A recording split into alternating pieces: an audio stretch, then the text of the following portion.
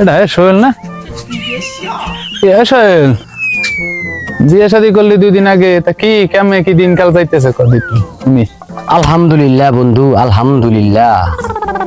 আল্লাহ তাআলা এমন একটা বউ আমারে মিলে দিছে, জানোস, আমারে কোনো কাম কাজ করতে দেয় না। মাশাআল্লাহ।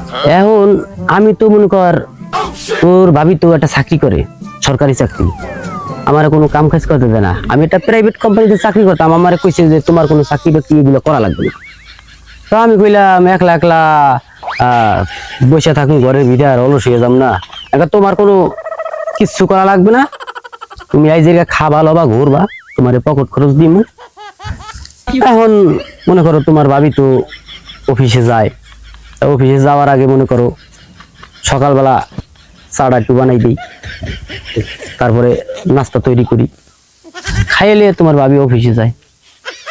তারপরে কাপড় চোপড় গুলা ধুয়ে দিই, কাপড় চোপড় ধোয়া ঠোয়ার পরে পরে আবার বাচ্চারাই দিই। এরপরে থালা বাসন গুলা আবার ধুইতে হয় খাওয়া দাওয়ার পরে দুপুরে।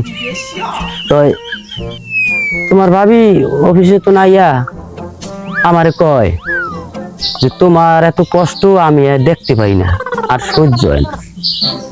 আসে আমি কইলাম, তো তুমি কি করতে চাও?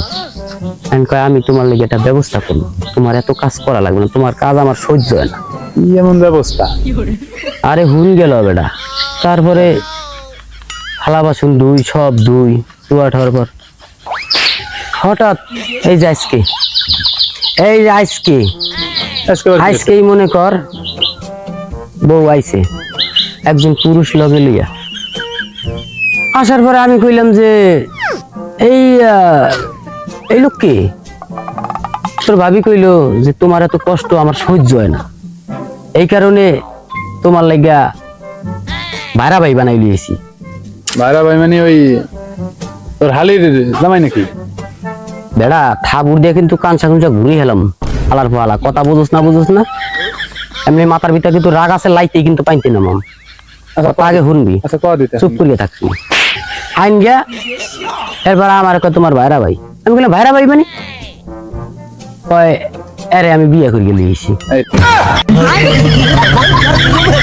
এখন তারপরে আর কি করবো ক, এখন বউ আইন গিয়ে দিছে।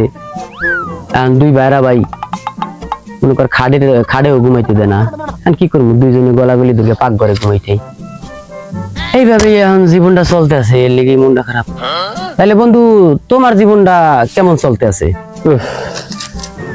জীবন চলতে আছে কুত্তা পাতি এলাম। তোর মতন এত হাজাই গুছাই কইতারি না, তোর মতন এমন ধৈর্য আবার আমার নাই।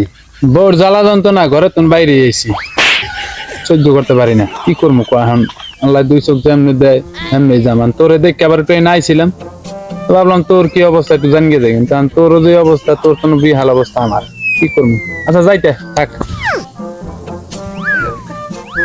আমি পারি না আর পারি না, আমি কেন মরি না।